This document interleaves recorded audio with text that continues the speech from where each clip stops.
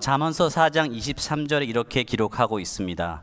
모든 지킬 만한 것 중에 더욱 내 마음을 지키라. 생명의 근원이 이에서 남이니라. 모든 지킬 만한 것 중에 더욱 내 마음을 지키라. 생명의 근원이 이에서 남이니라. 우리가 인생을 살면서 지켜야 할 것이 굉장히 많습니다. 그렇지 않습니까? 그러나 모든 지킬 만한 것 중에 가장 지켜야 하는 것이 있다면 우리의 마음이라는 것입니다. 왜 그렇습니까? 생명의 근원이 이에서부터 나기 때문이라는 것입니다. 온 세상이 아무리 잘 돌아가는 것 같아도 우리의 마음에 무거운 짐이 있고 두려움이 있고 또 어려움이 처하면, 우리의 마음이 힘들면 모든 것이 힘든 것입니다. 그러나 우리가 아무리 어려운 환경 가운데 있을지라도 우리의 마음이 굳건하게 서 있으면 어떠한 어려움도 이겨낼 수 있는 것입니다. 모든 지킬 만한 것 중에 더욱 내 마음을 지키라. 생명의 근원이 이에서 남이니라. 오늘 이 기도회로 나온 우리 모두의 심령이 우리의 마음이 온전히 예수님께 집중되고 주님 안에서 지켜질 수 있기를 소망합니다. 피아니스트 백건우 씨에게 어느 기자가 이렇게 물었습니다. 음악에 있어서 프로와 아마추어의 차이가 무엇이라고 생각하십니까? 음악에 있어서 프로와 아마추어의 차이가 무엇이라고 생각하십니까? 여러분들은 음악에 있어서 프로와 아마추어의 차이가 무엇이라고 생각하십니까? 피아니스트 백건우 씨는 이렇게 대답했다고 합니다. 음악에 있어서 아마추어는 음표를 따라치기에 바쁘다. 무슨 말입니까? 악보가 있으면 검은 음표가 틀리지 않기 위해서 따라치는 데 힘을 쏟는 것이 아마추어라는 것입니다. 그러나 백건우 씨는 음악에 있어서 프로에 대해서 이렇게 이야기하고 있습니다. 음악에 있어서 아마추어는 음표를 따라치기에 바쁘지만 음악에 있어서 프로는 음과 음 사이에 그 공간에 무엇을 채울 것인가를 고민한다면 음악에 있어서 프로라는 것입니다. 음과 음 사이의 공간에 작곡가의 심상을 담고 관객을 향한 사랑을 담고 음과 음 사이의 스페이스에 아름다움을 채우기 위해서 고민하는 것이 프로라는 것입니다. 마찬가지로 신앙생활에 있어서도 아마추어와 프로의 차이가 있다면 어떤 모습일까요? 신앙생활에 있어서 아마추어는 신앙의 모습을 따라하는 것으로 만족하는 사람일 것입니다. 교회에 나와야 한다니까 교회에 나오고, 봉사를 해야 한다니까 봉사를 하고, 신앙의 모습을 따라하는 것으로 만족하는 것이 신앙생활의 아마추어일 것입니다. 그렇다면 신앙생활에 있어서 프로는 어떤 모습일까요? 남들과 똑같이 교회를 나오고 남들과 똑같이 봉사를 하지만 우리의 마음에 무엇을 채울 것인가를 고민하면 그 누구라도 신앙생활에 있어서 프로가 될 수 있을 것입니다. 우리의 마음으로 주님을 더 사랑하고, 우리의 마음으로 주님을 더 기뻐하고, 우리의 마음으로 주님께 더 감사한다면 그 누구라도 신앙생활에 프로가 될 수 있을 것입니다. 여러분들은 신앙생활에 있어서 프로이십니까? 아마추어이십니까? 프로이십니까? 아마추어이십니까? 신앙생활의 프로는 누구라도 될 수 있는 것입니다. 지금 이 순간부터 우리의 마음을 전심으로 주님을 향한다면 그 누구라도 신앙생활의 프로가 될 수 있을 것입니다. 죄라는 단어 가운데 하마르티아라는 헬라어 단어가 있습니다. 이 하마르티아라는 원뜻은 관역으로부터 벗어나 있다라는 뜻입니다. 우리가 죄와 무지함과 게으름으로부터, 이러한 죄로부터 하나님을 향한 관역에서 벗어나 있다면 지금 이 시간 우리의 생각과 마음을 돌이켜서 주님께 다시 초점을 맞춰 보는 것입니다. 우리의 마음을 주님께 초점을 맞출 때에 그 누구라도 신앙생활의 프로가 될 수 있을 것입니다. 여러분들은 신앙생활에 있어서 프로이십니까? 아마추어이십니까? 프로이시죠? 아멘이십니까? 그 누구라도 신앙생활의 프로가 될 수 있는 줄로 믿습니다. 아멘. 오늘 우리가 읽은 말씀은 예수님께 한 여인이 값비싼 향유 옥합을 가지고 나왔습니다. 예수님께서 베다니 나병 환자 시몬의 집에 계셨습니다. 절기가 가까운 시간이었기 때문에 여러 사람들이 함께 웃고 즐거운 시간을 보내고 있었을 것입니다. 예수님께서는 말씀도 하셨을 것이고요. 또 함께 소중한 시간을 보내고 있었을 때에 이때 한 여인이 매우 귀한 향유 옥합을 가지고 예수님께 나왔습니다. 그 여인은 울면서 값비싼 향유를 예수님의 머리에 붓고 있는 것입니다. 왜 이 여인은 예수님께 값비싼 향유를 붓고 있는 것일까요? 그런데 이때 제자가 예수님께 이렇게 말합니다. 어찌하여 그 값비싼 것을 무슨 의도로 허비하느냐? 어찌하여 그 값비싼 것을 무슨 의도로 허비하느냐? 예수님과 함께하는 분위기를 다 깨었기 때문에 그 여인에게 한 제자는 화를 내고 있는 것입니다. 그 제자는 도무지 그 일을 이해할 수 없다는 것입니다. 그것을 팔아서 가난한 자들에게 주면 얼마나 많은 일을 할 수 있는데 그 향유의 값어치를 계산하고 있는 것입니다. 여러분, 이 향유가 얼마나 값이 나갔을까요?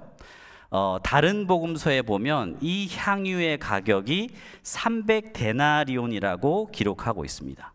1데나리온은 노동자 하루의 품삯입니다. 오늘날 미국에서 하루 일하면 얼마를 받을까요? 100불로 계산했을 때 300데나리온이면 3만 불 어치의 가치를 갖고 있는 것이죠. 하루 저녁에 3만 불을 불에 태워버리는 것과 같습니다. 여러분, 이게 낭비입니까? 낭비가 아닙니까? 1년치의 생활비를 그냥 버려버리는데 여러분, 낭비입니까? 낭비가 아닙니까? 낭비가 맞죠, 그렇죠? 돈의 가치로만 보면 낭비 중에 낭비일 것입니다. 그런데 중요한 것은 무엇입니까? 과연 이 여인은 그것을 낭비라고 생각했을까? 그리고 그것을 받으시는 예수님은 그것을 낭비라고 여기셨을까? 우리는 오늘 본문을 통해서 두 가지 사실을 발견할 수 있습니다. 첫 번째는 이 여인과 제자 사이에 가치 계산법의 충돌이 일어나고 있다는 것입니다. 한번 따라해 볼까요? 가치 계산법. 네, 가치 계산법의 충돌이 일어나고 있습니다. 한 여인은 3만 불이나 되는 값비싼 향유를 예수님의 머리에 부었습니다. 그러나 한 제자는 그것을 보면서 왜 그렇게 낭비하고 있느냐고 비난을 하고 있는 것입니다. 분명히 같은 사건을 바라보는데 가치계산법의 충돌이 일어나고 있는 것입니다. 우리가 인생을 살면서 어떤 가치를 갖고 있는가는 굉장히 중요합니다. 같은 사건을 보더라도 어떻게 생각하는가에 따라서 그 의미와 가치가 전혀 달라지는 것이죠. 저희 아버지는 철도 공무원이셨습니다. 경상북도 영주에서 말단 철도 공무원을 하시다가 자식들을 공부시키기 위해서 서울 청량리역으로 제가 초등학교 1학년 때 정근을 오셨습니다. 그래서 어려서부터 저희 부모님은 저희 형과 제가 있었는데요. 저희들만 보시면 야, 공부해. 너희들 때문에 이렇게 고생하는데 제가 저희 자녀들에게 똑같이 말하고 있더라고요. 저희 아버지의 가치 속에서는 철도대학교가 최고의 가치를 갖고 있었습니다. 그래서 저희 아버지는 제가 철도대학교에 가서 안정된 철도 공무원으로 살기를 원하셨습니다. 제가 공부를 잘하지 못했지만 제가 외국어 고등학교를 다녔습니다. 외국어 고등학교 하면 그래도 제 친구들은 공부를 굉장히 잘했습니다. 저는 잘 하지 못했지만요. 그런데 제 친구들 중에는 철도대학교를 가고자 하는 친구들이 단 한 사람도 없었습니다. 저희 아버지의 가치 계산법과 저의 가치 계산법이 달랐던 것입니다. 어떤 가치를 갖고 있는가가 그 사람의 선택을 결정합니다. 그리고 우리는 그 가치 계산법대로 우리의 생각대로 인생을 살게 되는 것입니다. 그래서 우리가 할 수만 있으면 더 나은 가치를 갖기 위해서 부단히 노력하지 않습니까? 그 중에 하나가 무엇이냐면 많은 사람들이 교육에 투자합니다. 우리가 자녀를 키우면서 교육에 돈을 많이 쓰는 이유가 무엇입니까? 우리 자녀들이 잘 배워서 더 좋은 가치, 더 높은 가치를 가지고 행복하게 살기를 바라기 때문에 교육에 올인하는 것이 아닙니까? 그런데 중요한 것은 무엇입니까? 우리의 인생에서 그 교육에 투자하는 것보다 더 중요한 것은 하나님의 가치를 붙드는 것일 것입니다. 우리가 하나님을 믿는다는 것은 우리가 붙들 수 있는 최고의 가치를 찾았기 때문인 것입니다. 우리가 하나님을 믿는다는 것은 우리가 붙들 수 있는 최고의 가치를 발견했기 때문인 것입니다. 우리 눈에 보이지 않는다고 하나님이 안 계신 것이 아닌 것입니다. 하나님은 우리 눈에 보이는 세상뿐만 아니라 눈에 보이지 않는 영적인 세상, 그리고 죽음 이후의 영혼의 세계, 영혼의 생명까지도, 우리의 목숨까지도 주관하시는 분인 것입니다. 우리가 하나님을 믿는다는 것은 우리의 좁은 생각을 벗어나서 하나님의 큰 가치, 하나님의 생각을 품는 것일 것입니다. 한번 생각해 보십시오. 하나님의 생각과 우리의 생각 중에 누구의 생각이 더 큽니까? 우리의 생각이 더 큽니까? 하나님의 생각이 더 큽니까? 하나님의 생각이 더 큰 것입니다. 우리 하나님은 온 우주 만물을 창조하신 하나님이십니다. 우리 하나님은 온 땅과 하늘을 주관하시는 분이십니다. 우리 하나님에게는 능치 못함이 없으십니다. 우리는 이 생각을 붙들어야 하는 것입니다. 이것이 바로 믿음인 것입니다.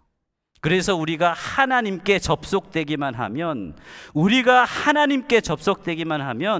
모든 일들이 하나님의 뜻 가운데 선을 이룰 것이라는 그 생각을 우리가 붙드는 것입니다. 그래서 어떤 사람들은 생각이 곧 에너지라고까지 말하기도 합니다. 우리가 이미 어떤 생각을 품었는가가 그 사람의 에너지를 결정해 버린다는 것이죠. 소망의 생각을 품으면 어떻습니까? 소망의 에너지가 나오는 것입니다. 아무리 힘든 일이 있어도 하나님께서 함께 하시면, 능치 못함이 없어라고 생각하면 힘도 생기고 창의력도 생기고 인내와 끈기도 생기게 되는 것입니다. 창세기에 아담과 하와의 이야기를 잘 아시지 않습니까? 창세기에서 아담과 하와를 사단이 유혹했습니다. 아담과 하와를 사단이 유혹할 때 가장 먼저 한 일이 무엇입니까? 바로 하나님의 말씀의 가치, 하나님의 말씀에 대한 생각을 바꾸는 것이었습니다. 하나님께서는 선과 악을 알게 하는 나무 열매를 먹지 말라고 명령하셨습니다. 그렇지 않습니까? 그것을 먹으면 정령 죽을 것이라고 분명하게 말씀하셨습니다. 아담과 하와는 평소에 그 하나님의 말씀의 가치를 붙들고 살았습니다. 하나님의 그 생각을 평상시에는 잘 품고 살았습니다. 그런데 어느 날 사단이 하와에게 말을 걸어왔습니다. 하와의 생각을 살짝 바꾸는 방식으로 하와를 유혹했던 것입니다. 하나님께서는 정령 죽는다라고 하신 말씀을 사단은 정령 죽을까? 정령 죽지 않는다라고 하나님의 말씀의 가치를 하찮게 여기는 방식으로 유혹했습니다. 말씀에 대한 가치 하나를 바꿔 놓으니까 어떻게 됐죠? 불순종의 악한 것이 하와의 인생 가운데 들어왔다는 것입니다. 그래서 우리는 어떤 가치, 말씀에 대한 어떤 생각을 심는가가 매우 중요하다고 할 수 있습니다. 우리의 믿음 생활도 마찬가지 아닙니까? 우리가 교회에서 아무리 봉사를 많이 하고 아무리 많은 설교를 듣고 성경 말씀을 읽어도 우리 생각 속에 정말 하나님이 계시기나 한 거야 라는 이 생각이 들어오면 어떻게 되죠? 이 모든 열심이 낭비가 아닐까라는 생각이 들어오면 어떻게 되죠? 우리가 했던 모든 것이 허무하게 될 때가 우리는 경험을 통해서 잘 알고 있습니다. 제가 유튜브를 보다가 어느 유명 강사가 이렇게 한 그 짤이 제게 큰 울림을 준 적이 있습니다. 그 강사가 말하기를 우리는 인생을 살면서 인생의 세 가지 단계를 모두 거친다는 것입니다. 첫 번째 거치는 단계가 무엇이냐면 열정기라는 것입니다. 열정을 가지고 무엇이든지 열심을 내는 단계, 그것이 열정기라는 것입니다. 그리고 사람들은 그 열정기가 계속될 것이라고 착각을 한다고 합니다. 그런데 문제는 무엇이죠? 두 번째 단계가 또 누구에게나 찾아온다는 것입니다. 그 두 번째 단계는 권태기라고 부릅니다. 그래서 이전에 열정을 갖고 하던 모든 일들에 권태기가 온다는 것이 모든 사람에게 찾아온다는 것입니다. 그런데 문제는 또 무엇이냐면 모든 사람들이 이 권태기는 영원할 거야 라고 그렇게 생각을 한다는 것이죠. 그러나 그 권태기도 영원하지 않다는 것입니다. 그 권태기를 거쳐서 세 번째 성숙기가 찾아오면 열정과 권태를 거쳐서 성숙하게, 마치 숯불이 불이 꺼진 것 같지만 그 안에 불을 품고 있는 것처럼 성숙기가 우리 인생에 찾아온다는 것입니다. 저는 이 이야기를 들으면서 우리의 신앙생활도 이와 같지 않을까. 예수님을 열정적으로 따르고 싶고 주의 일에 모든 것을 바치고 싶다가도 어느새 우리 신앙생활에 권태기가 찾아오고 또 교회가 믿음이 안 가고 또 사람들에게 실망하고 정말로 하나님이 계시기나 한 거야라는 그런 권태기를 우리 인생에서는 맞이할 것입니다. 그러나 우리가 기억해야 할 것은 그 권태기도 영원하지 않다는 것입니다. 우리에게는 열정기와 권태기를 지나 성숙기가 반드시 온다는 것을 우리가 기억하고 소망할 수 있으면 좋겠습니다. 지금 여러분의 인생 가운데 권태기 아니면 암흑의 시간을 보내고 계시는 분이 있을지도 모르겠습니다. 그 누구도 보고 싶지 않고 또 미국 땅에서 어떻게 살아야 할지도 모르겠고 그냥 나는 이렇게 힘겹게 살다가 사라지는 그런 존재가 아닌가 절망하고 계시는 분이 계실지도 모르겠습니다. 그러나 이 시간 하나님의 은혜를 기억할 수 있기를 바랍니다. 하나님의 은혜는 우리가 의식하던 의식하지 못하던 여전히 우리 가운데서 우리를 붙들고 계시다는 사실을 기억할 수 있기를 바랍니다. 그리고 할 수만 있다면 믿음의 생각을 붙들고 하나님에 대한 소망을 잃지 마시기를 바랍니다. 제가 가장 좋아하는 찬양이 목마른 사슴이라는 찬양입니다. 목마른 사슴 시냇물을 찾아 헤매이듯이 내 영혼 주를 찾기에 갈급하나이다. 주님만이 나의 힘, 나의 방패, 나의 참 소망, 나의 몸 정성 다 바쳐서 주님을 경배합니다. 저는 개인적으로 많이 갈급하거나 힘들 때 혼자 산책을 하면서 이 찬양을 몇 번이고 반복합니다. 주님만이 나의 힘, 나의 방패, 나의 참 소망. 히브리서 12장 2절에서 3절에 이렇게 기록하고 있습니다. 우리 띄워주시면요, 우리 다 함께 한번 읽어보도록 하겠습니다. 믿음의 주여 또 온전하게 다 함께 읽어보겠습니다. 시작.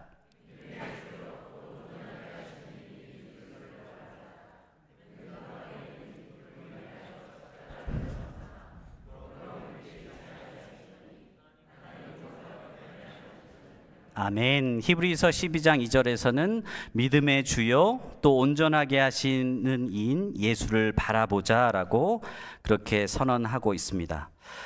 여기서 예수님을 바라보자 할 때에 NIV 성경에 보시면 Fix our eyes on Jesus, 우리의 눈을 예수님께 fix, 고정하자는 것입니다. 우리의 마음이 힘들고 어려울 때에 우리의 시선을 예수님께 다시 고정할 수 있다면 우리는 그 어떤 어려움도 이겨낼 수 있을 줄로 믿습니다. 그렇게 하시겠습니까? 아멘. 오늘 두 번째로 오늘 본문에서 발견할 수 있는 특징은, 그렇다면 과연 예수님께서는 이 여인에 대해서 어떠한 가치를 매기고 있는가 하는 것입니다. 제자 중에 한 사람은 어디에 집중하고 있습니까? 돈이라는 가치에 집중하고 있습니다. 향유의 값어치가 얼마인데 그 돈으로 할 수 있는 것을 계산하면서 분개하고 화를 내고 있는 것입니다. 엄밀하게 말하면 그 사람의 기준은 돈이라고 하지만 깊이 들어가 보면 자기 자신이 그 중심에 있는 것입니다. 내가 생각하는 가치와 내가 생각하는 기준에 맞지 않기 때문에 분개하고 화를 내고 있는 것입니다. 그러나 이 향유를 부은 그 여인의 가치는 어디에 고정되어 있습니까? 그 여인의 가치는 바로 예수 그리스도께 고정되어 있는 것입니다. 그 여인의 마음 속에는 예수님으로 가득 차 있었던 것입니다. 아마도 이 여인은 꿈속에서 예수님의 죽음에 대해서 꿈을 꾸었을지도 모릅니다. 그리고 꿈에서 깨어나 자신의 가장 소중한 것을 팔아서 예수님의 죽음을 예비하고 싶었을지도 모릅니다. 그래서 전 재산이라고 할 수 있는 값비싼 향유를 가져와 울면서 예수님의 머리에 붓고 있는 것입니다. 이 여인에게는 예수님보다 더 소중한 가치가 없었던 것입니다. 그렇다면 예수님은 이 여인에 대해서 어떻게 말씀하고 계실까요? 우리가 읽은 본문 10절을 우리 다시 한번 보도록 하겠습니다. 10절을 다 함께 읽어보도록 하겠습니다. 시작. 예수께서 아시고 그들에게 이르시되 너희가 어찌하여 이 여자를 괴롭게 하느냐? 그가 내게 좋은 일을 하였느니라. 아멘. 10절에 보시면 예수님께서는 그가 내게 좋은 일을 하였다라고 예수님은 말씀하고 계십니다. 영어 성경에 보시면 좋은 일이라는 것은 beautiful thing이라고 표현하고 있습니다. 그러시면서 예수님께서는 복음이 전파되는 곳에 이 여인의 삶을 기억하라고 말씀하고 있는 것입니다. 예수님의 눈에는 아름다운 것, beautiful thing이라는 것입니다. 왜 그렇습니까? 우리 하나님은 이 여인의 중심을 보시는 분이시기 때문입니다. 이 여인의 마음속에 예수님을 향한 중심, 예수님을 사랑하는 중심, 예수님을 최고로 가치로 여기는 그 중심을 보시기 때문에 예수님께서는 이 여인의 삶을 아름답다라고 칭찬해 주신 것입니다. 또 이 여인의 삶이 아름다운 이유가 있다면 무엇일까요? 아마도 제가 이 말씀을 묵상하면서 타이밍이 중요한 것이 아닌가라는 생각을 했습니다. 헌신은 타이밍인 것입니다. 제가 신학생 시절에 후회하는 것 중에 하나가 우리 아이들이 어렸을 때에 스포츠를 못 보내준 것입니다. 제가 유학생이면서 신학생이다 보니까 재정 형편이 넉넉치 못했습니다. 저희 아들 둘이 친구들하고 운동을 너무 하고 싶은데 돈이 없다 보니까 야 미안해 아빠가 보내줄 수가 없다라고 이렇게 했던 것이 너무나도 후회가 됩니다. 지금은 해줄 수 있어도 이미 아이들이 다 커버렸기 때문에 할 수가 없는 것을 안타까워하고 있습니다. 우리가 하나님 앞에 헌신하는 것도 저는 때가 있는 것 같습니다. 이 여인이 예수님께 향유를 부을 수 있는 때는 하루 혹은 이틀밖에 없었던 것입니다. 그 예수님의 죽음을 준비할 수 있는 그때에 이 여인은 헌신할 수 있었고 예수님은 그것을 아름답다라고 칭찬해 주셨습니다. 우리가 헌신할 수 있을 때 헌신할 수 있으면 좋겠다라는 그런 생각을 갖게 되었습니다. 제가 학교에서 오랫동안 사역을 했기 때문에 목회라든지 이렇게 교회 사역을 열심히 할 줄은 몰랐습니다. 제가 9월 1일부터 사역을 시작했는데 마치 한 3개월은 사역한 것 같은 그런 느낌이 들 만큼 굉장히 바쁘고 할 일이 참 많구나라는 그런 생각을 갖게 되었습니다. 제가 올해 초에 하나님께서 이렇게 기도를 하는 가운데 하나님께서 저에게 주신 마음이 무엇이냐면, 만일 하나님께서 5년 후에 저의 삶을 데려가신다면 과연 내가 무엇을 할 것인가? 하나님께서 나에게 5년이라는 시간만을 인생 가운데 허락하신다면 과연 내가 무엇을 할 것인가? 그때 제가 묵상하는 가운데 때를 얻든지 못 얻든지 말씀을 전하라는 그런 말씀을 주셨습니다. 그래서 사역지를 놓고 기도하고 있었고, 이제 그런 가운데 박성일 목사님께서 기쁨의 교회로 초청해 주셔서 이렇게 말씀을 전하고 또 성도님들을 뵐 수 있어서 너무 감사하고, 또 이때에 또 하나님께 헌신할 수 있다는 것이 너무 귀하고 또 여러분들에게도 감사드립니다. 제가 부족한 것이 많습니다. 그래서 여러분들이 많이 가르쳐 주시고 또 해주시면 좋겠습니다. 제가 몇 년 전에 의사 가정과 가깝게 교제한 적이 있었습니다.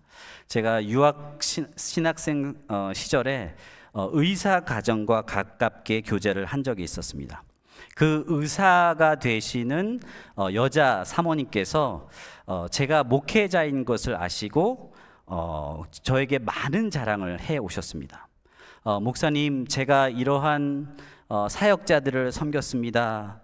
또 제가 이렇게 하루에 2시간씩 성경을 읽습니다.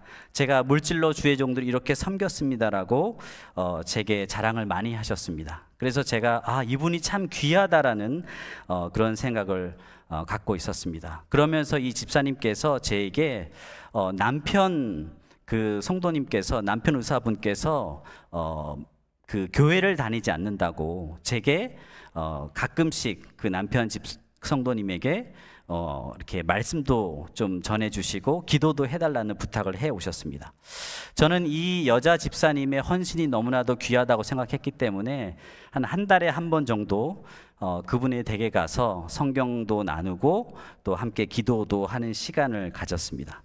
그렇게 그 가정과 몇 개월을 교제하는데 제가 발견하게 된 것 중에 하나는 이 여자 집사님의 신앙의 업앤다운이 너무 심한 것입니다.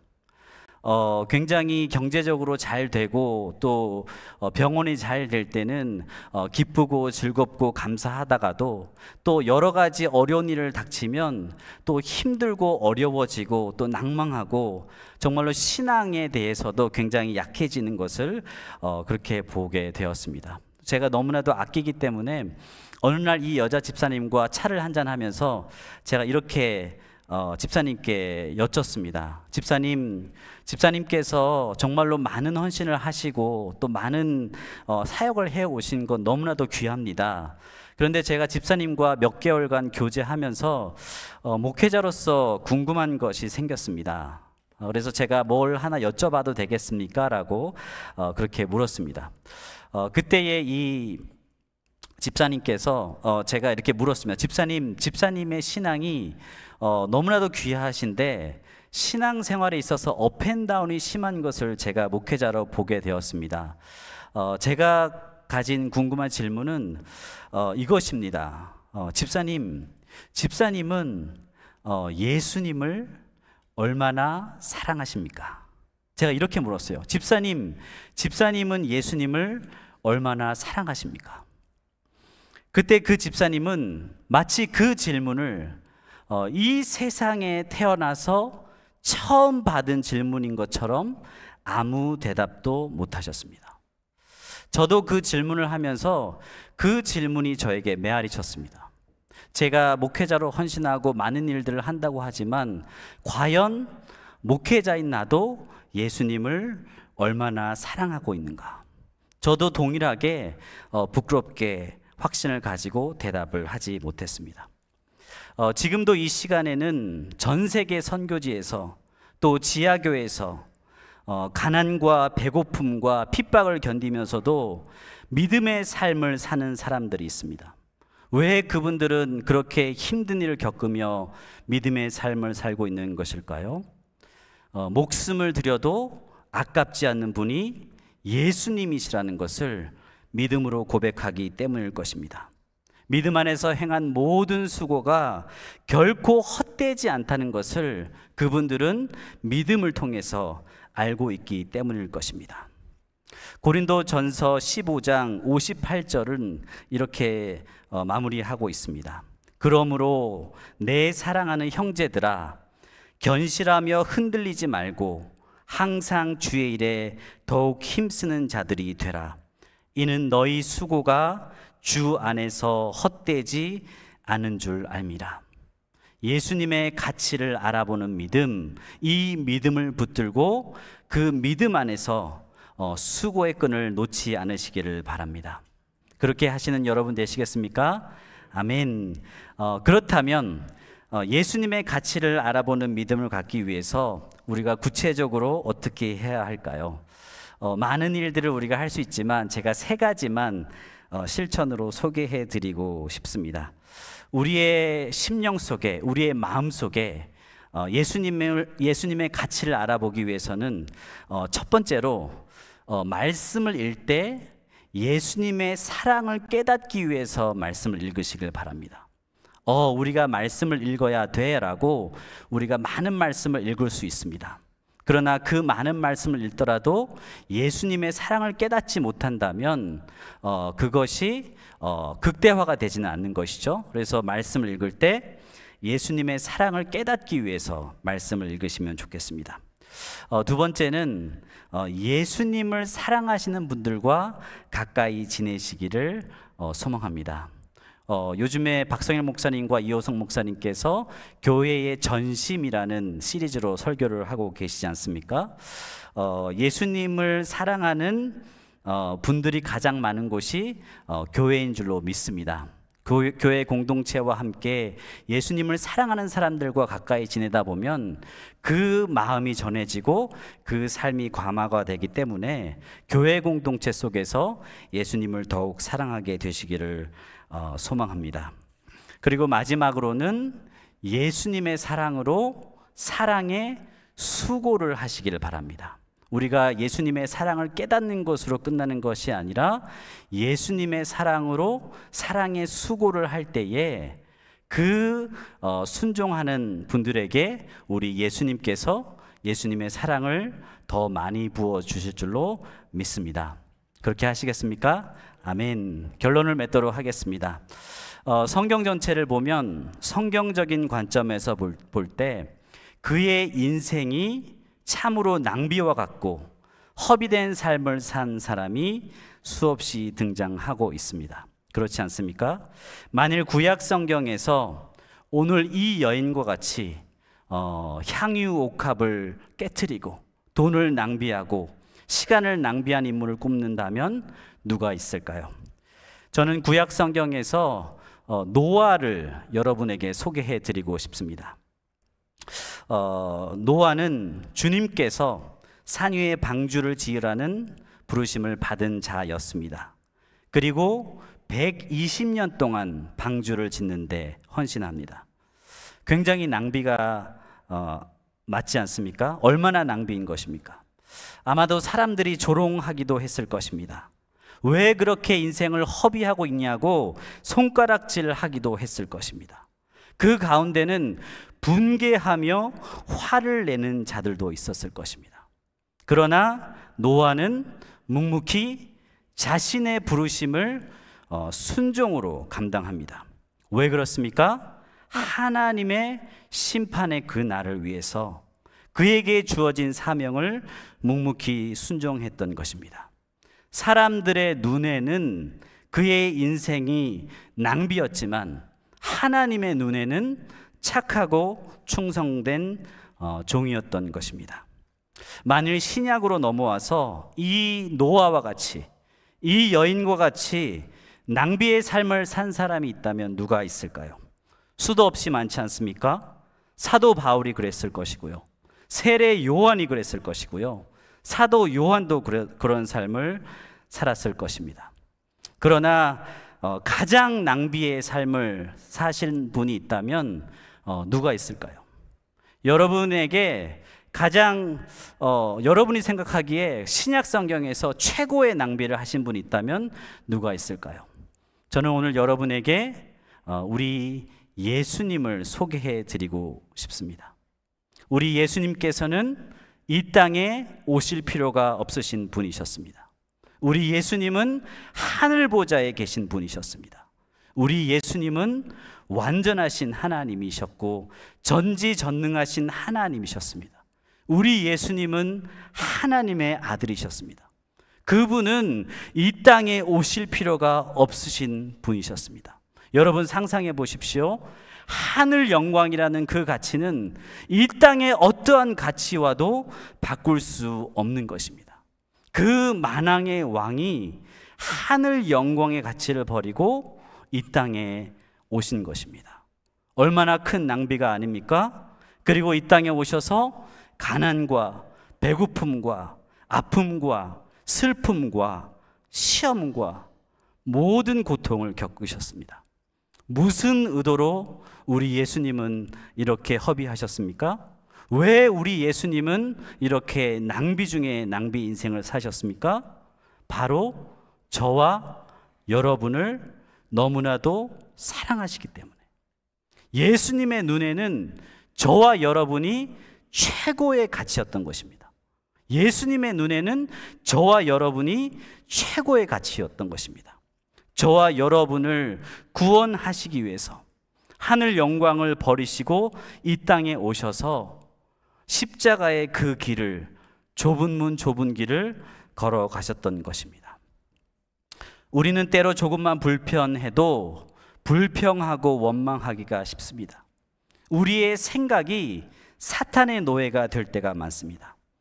그러나 눈에 보이지 않는다고 우리 하나님이 안 계신 것이 아닙니다. 이 사랑의 주님이 바로 저와 여러분의 하나님인 것입니다. 말도 안 되는 낭비를 해서라도 저와 여러분을 지켜주시는 분이신 것입니다. 오늘 이 시간 우리의 믿음의 눈을 열어서 하나님의 은혜를 사모했으면 좋겠습니다.